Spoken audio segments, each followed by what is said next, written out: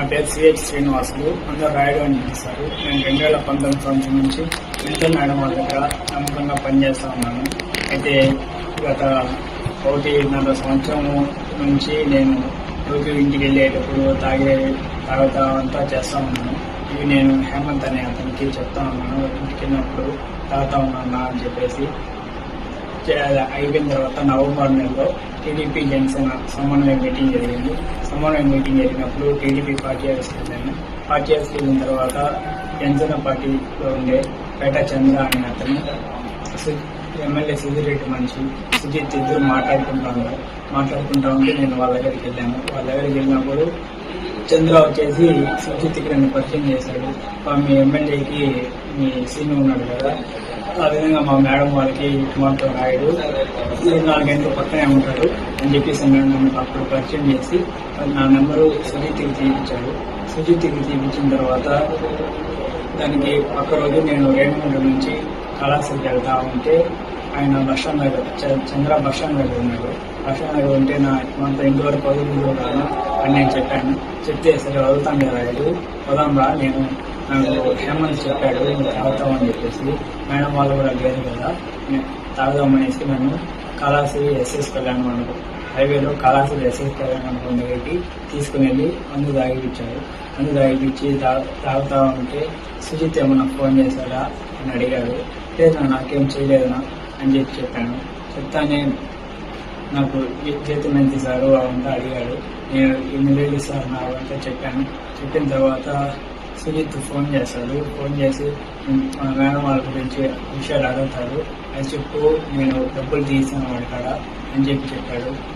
విషయాలు మనం ఎందుకు చెప్పాలన్నా వాడికి సుజిత్కి అని చెప్తే ఏదో ఐదు ఏం కాదు, వాడు మా పక్కన ఉన్నోడే, నువ్వు చెప్తా ఉండి నేను నీకు డబ్బులు తీసాను అని చెప్పాడు. చెప్పిన తర్వాత మళ్ళీ పక్క రోజు నాకు సుజిత్ ఫోన్ చేశాడు. సుజిత్ ఫోన్ చేసి చంద్ర ఏమన్నా చెప్పాడా అని అడిగాడు. మాతో నువ్వు ఫోన్ చేశారు, మా మేడం వాళ్ళ గురించి అడుగుతాడు, విషయాలు చెప్తా ఉండు, డబ్బులు ఇస్తాడు అని చెప్పాను. ఎంత డబ్బులు ఇస్తామని చెప్పినాడు అని అడిగాడు. లేదు నాకు ఎంత ఇస్తామనేసి ఏం చెప్పలేదు, విషయాలు ఫోన్ చేస్తాడు, విషయాలు అడుగుతాడు, అది మాత్రం చెప్పు అని చెప్పి నేను డబ్బులు తీసాను అని చెప్పాను. సరే నేను ఇస్తాను అని చెప్పి దానికి మళ్ళీ 2 రోజుల తర్వాత నేను మేడం వాళ్ళ ఇంటి దగ్గర ఉంటే పేట చంద్ర అని అతను ఫోన్ చేసి ఎస్ఎస్ కళ్యాణ మండపం దగ్గర ఉన్నాం రాయుడు, 1 నిమిషం వస్తావా మాట్లాడాలా అని చెప్తే నేను బండి వేసుకొని ఎస్ఎస్ కళ్యాణ మండపానికి వెళ్ళాను. బండి అక్కడికి వెళ్తే అక్కడ ఆల్రెడీ సుజిత్ చంద్ర కూర్చొని మందు తాగుతా ఉంటే నేను వెళ్తాను, నాకు గ్లాస్లో పోసి రాయుడు అని చెప్పారు. నాకు లేదన్నా మేడం వాళ్ళు ఇంటికాడ ఉన్నారన్నా, నేను తాగి వాసన వస్తాను తెలుసుకోవాలి చెప్తాను మళ్ళీ ఇద్దరేనా అని చెప్తే 1 గ్లాస్ తాగని చెప్పేసి 1 గ్లాస్ ఇచ్చారు. 1 గ్లాస్ ఇచ్చిన తర్వాత నీకు చెప్పినాను కదా మేడం వాళ్ళ గురించి అడగతా ఉంటాడు, ఫోన్ విషయాలు అడుగుతాడు, డబ్బులు ఇస్తాడు అని చెప్పేసి చెప్పాను కదా అని చెప్పి అడిగినాడు.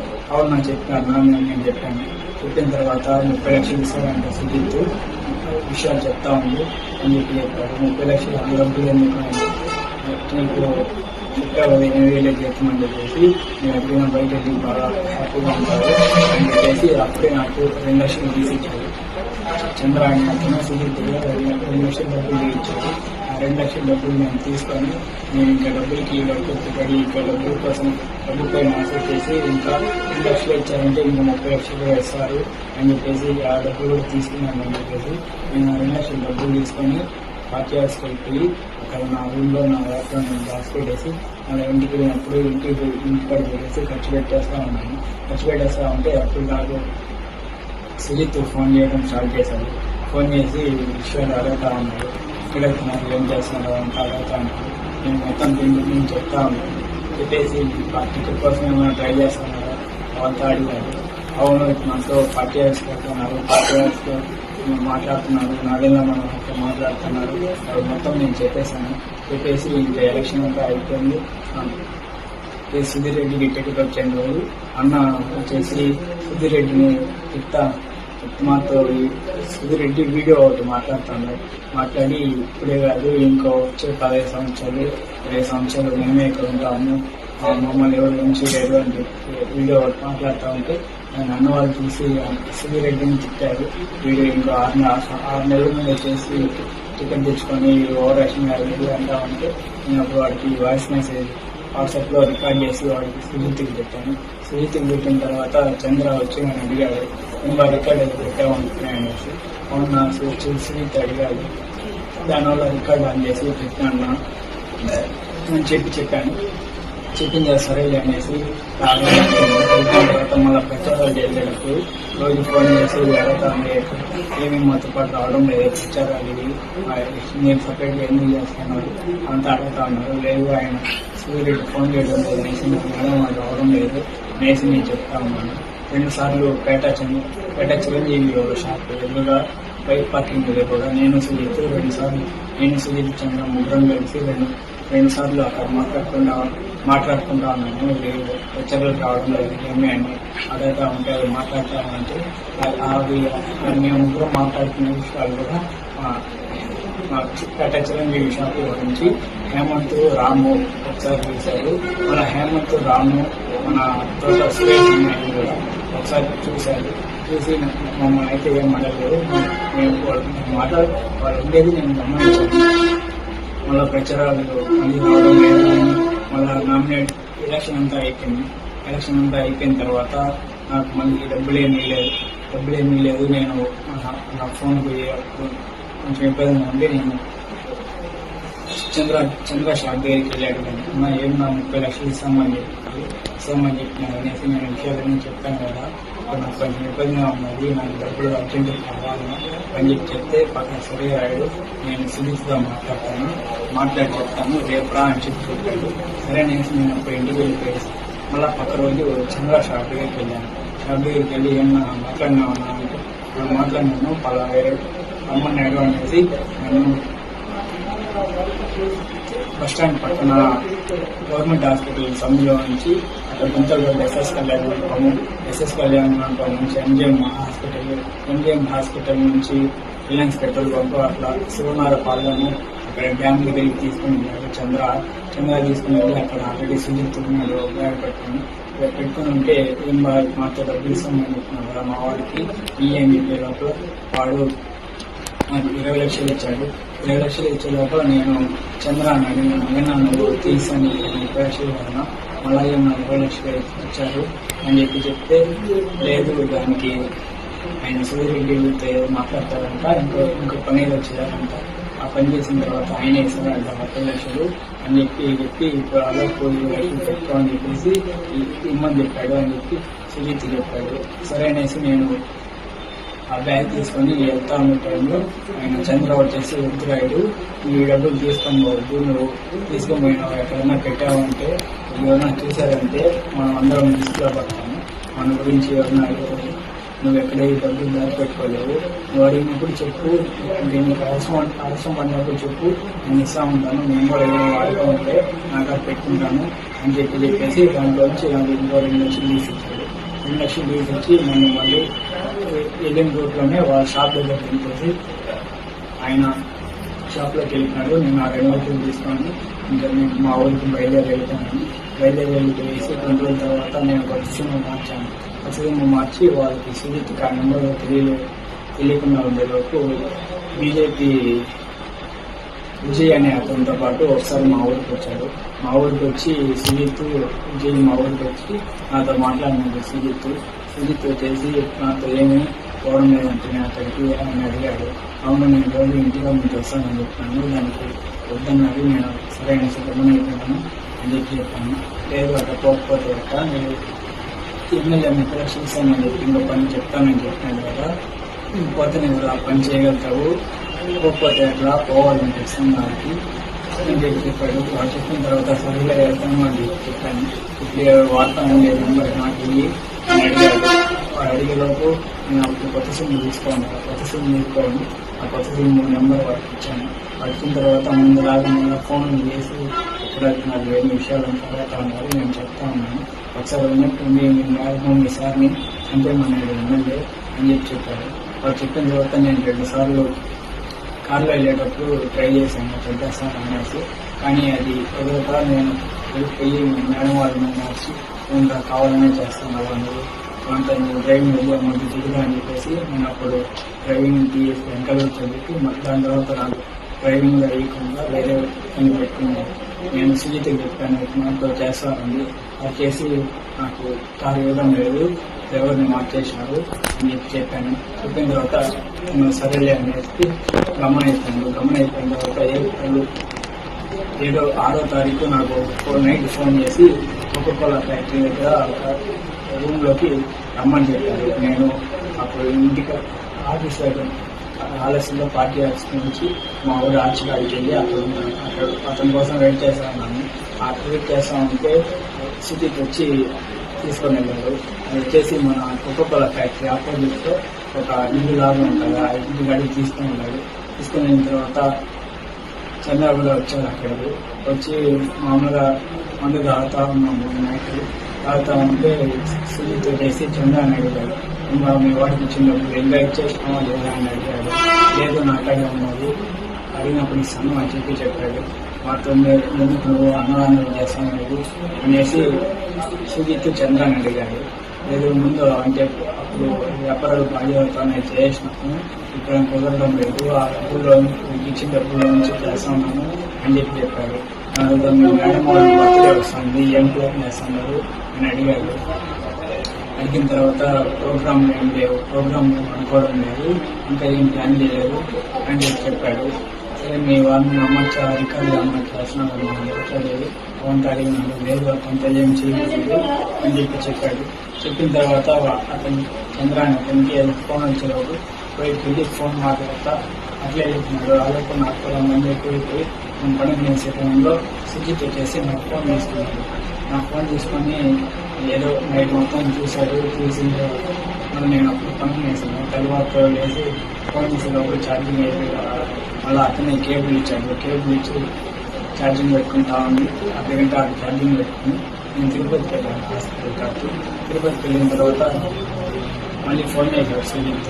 ఫోన్ చేశాక అంతా తిరుపతికి వచ్చినాను అని చెప్పాను. చెప్పిన తర్వాత సరే అయిపోయిన తర్వాత నైట్ ప్లేస్కి వచ్చేసేయి అని చెప్పాడు.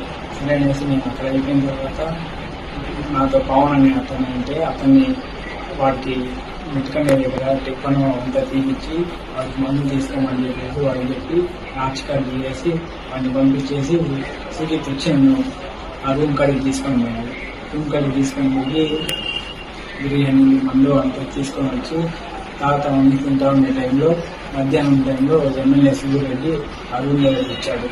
రూమ్ దగ్గరకు వచ్చేసి ఏమో నువ్వైనా ఎంతో ఒక పనిచేస్తూ ఉండేది అని అడిగాడు. అవును నేనే చెప్పాను. అంతే సార్ నేను జీతం అంతా అడిగాడు. 9,000 ఇస్తాను అని చెప్పాను. 9,000 ఇంకా ఎవరన్నా పని చేస్తారా? నేను 19,000 ఇస్తాను, నాకు అది వచ్చేసి అడిగాడు.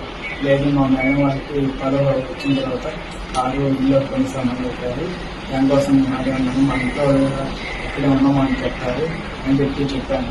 సరే నువ్వు అక్కడికి పోయినావు, మా కోవిడ్లో ఉంటాడంటే మీ అత్త మీ చెల్లెలు కోడల్లో ఉంటారంటారు. ఈ మధ్య పెళ్ళి మీ చెల్లెలకి మీ అవ్వ ఒకటి ఇంట్లో ఉంటారంట కదా, మీకు బొక్కింగ్ పాలం అంటారు కదా అని అడిగాడు. అవును నీకు ఇవన్నీ ఎట్లా తెలుసు అని చెప్తే నేను ఎమ్మెల్యే నాకు అంతా తెలియకున్నాను కదా అని చెప్పాడు. చెప్పిన తర్వాత మా వాడు ఆల్రెడీ 20 లక్షల మంది నన్ను ఇచ్చినారా అని అడిగాడు. నేను ఇచ్చాను అని చెప్పాను. దాని తర్వాత సరే నువ్వు నా కలిసి రాజు చెప్పినావు, నువ్వు మేడం ఉంది సార్ ఏదైనా ప్రైవేట్గా ఉండే వీడియోలు లేకపోతే పార్టీలు ఎవరితోనైనా పెద్దవారితో మాట్లాడుతూ ఉండే వీడియోలు లేకపోతే ఏదైనా నన్ను చెప్తా ఉండే వీడియోలు లేకపోతే మీ మేడం ఏదైనా వల్గర్గా ఉండే వీడియోలు నాకు ఇచ్చేసేయి. ఆల్రెడీ మా వాడు చెప్పినారు కదా మీకు 30 లక్షలు డబ్బులు ఇస్తామని చెప్పేసి వాడు పక్కన డబ్బులు ఓపెన్ చేసి చూపించి ఈ మాత్రం అవి నాకు ఇచ్చేసిన ఉంటే ఈ డబ్బులు మీకు ఇచ్చేస్తాను, నేను బయటకు పంపించేస్తాను, మీ పేరు ఎలా అన్నీ ఏదో హ్యాపీగా బతుకుతావు అని చెప్పేసి చెప్పి డబ్బు లేకుండా తీసుకుని వెళ్ళిపోయారు. తీసుకుని వెళ్ళిపోయిన తర్వాత అక్కడ కొంచెం ఉండి నేను తినేసి ఇంటికి వచ్చేసిన తర్వాత మళ్ళీ నాకు 14వ తేదీ సుజిత్ చంద్రాకి చెప్పాను, మాతో ఎమ్మెల్యే ఇంటికి వెళ్ళేసి వచ్చాను అని చెప్పి నాకు ఏం చెప్పాడు అని అంతా అడిగాడు. అడిగితే నేను మాతో పోయినాను, వీడియోలు అడుగుతున్నారు, వీడియోలు మా వాళ్ళ యాడ్ అవుతున్నాను కాదులేనా అని చెప్తే లేదు నువ్వు తీయాలి, నాకు తీసి ఇచ్చే వీడియోలు నేను ఆల్రెడీ 20 లక్షలు ఇస్తాను అని చెప్తున్నాను, నేను తీర్చాను కదా, ఆ 30 లక్షలు 30 లక్షలు ఇంకా 30 లక్షలు వేసి 60 లక్షలు నేను తీస్తాను, నాది బాధ్యత, నేను మన నమ్మకం, అది వాళ్ళకి మనకి సంబంధం ఉండదు, పని అయిపోతుంది అని చెప్పేసి ఆ రోజు వెళ్ళిపోయాడు. ఆ రోజు నాకు కొట్టేసారి అనే అతను 3 సార్లు ఫోన్ చేశాడు. 3 సార్లు ఫోన్ చేసే లోపల నేను ఫోన్ చేయట్లేదు, ఆటోమేటిక్గా రిప్లై కాల్ మీ బ్యాక్ అనేసి పెట్టిన తర్వాత అతను నాకు మెసేజ్ పెట్టాడు.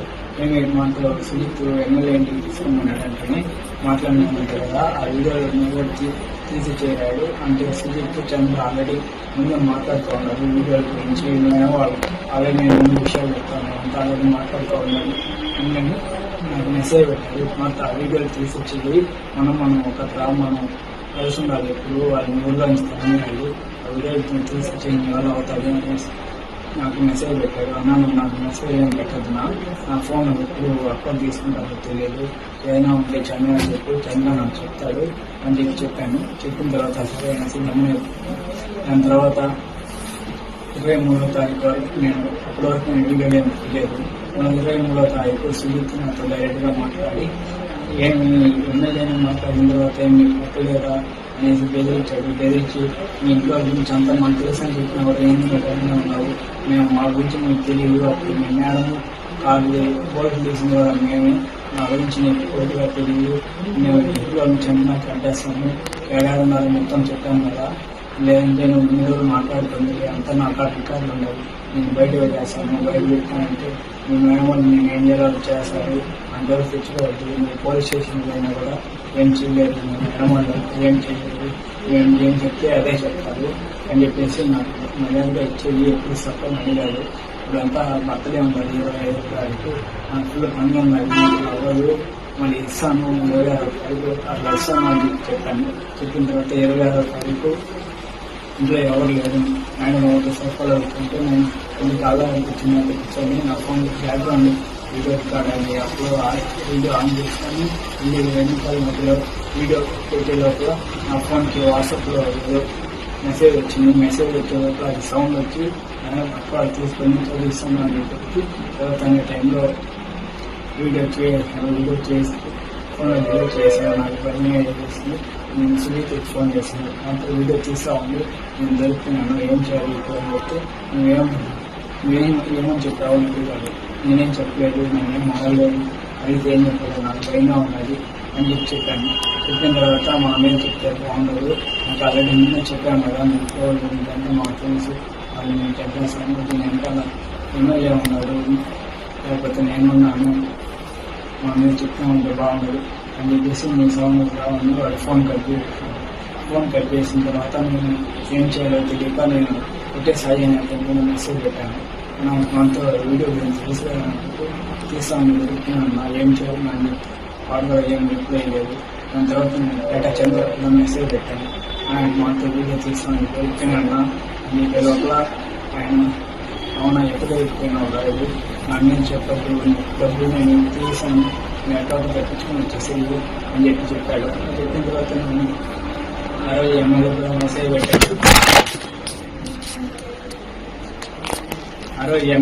మెసేజ్ పెట్టాడు. మాతో వీడియో తీస్తా ఉంది వెతుకుతున్నాను సార్ అని చెప్పే లోపల ఎమ్మెల్యే కూడా ఏం పట్టించుకోలేదు, ఏం రెస్పాండ్ అవ్వలేదు.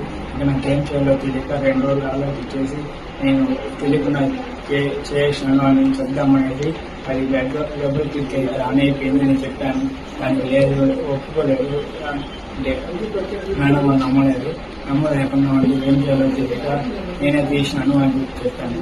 లేదు నువ్వు ఇటంతా చేయవు, ఇన్ని రోజుల నుంచి మాకు అన్నావు కదా, మీరు మాకు తెలుసు, నువ్వు చేసినామంటే మేము నమ్మము అని చెప్పినాడు. నేను ఏం చేయాలో తెలియక ఇక్కడ నుంచి ఎక్కడైనా పారిపోయేసి వర్షం కూడా కాదు డబ్బులు తీసుకుని ఎక్కడికైనా వెళ్ళిపోదాం అనేసి 4వ తారీఖు తర్వాత వెళ్ళిపోదామని ట్రై చేశాను. కానీ ఇల్లు మొత్తం బీగాలు వేసుకున్నారు, బీగాలు ఆ రోజు మధ్యాహ్నం ఇంకా పైనుంచి దూకేద్దామనేసి నేనే పై నుంచి దూకేసాను. దూకేసి వెళ్ళిపోదాం అనుకున్నాను. కానీ అప్పుడు ఖాళీ వెళ్ళిపోయేటప్పుడు ఇంకా ఏం చేయాలి అయిపోయిన తర్వాత ఇంకా మళ్ళీ అడుగుతా ఉండేలోపు ఇంకెళ్ళైతే ప్రయత్నించి చెప్పేద్దామని చెప్పేసి ఇంకా ఎమ్మెల్యే ఉన్నాడు, చంద్ర ఉన్నాడు, సుజిత్ అందరి మీద చెప్పేసాను.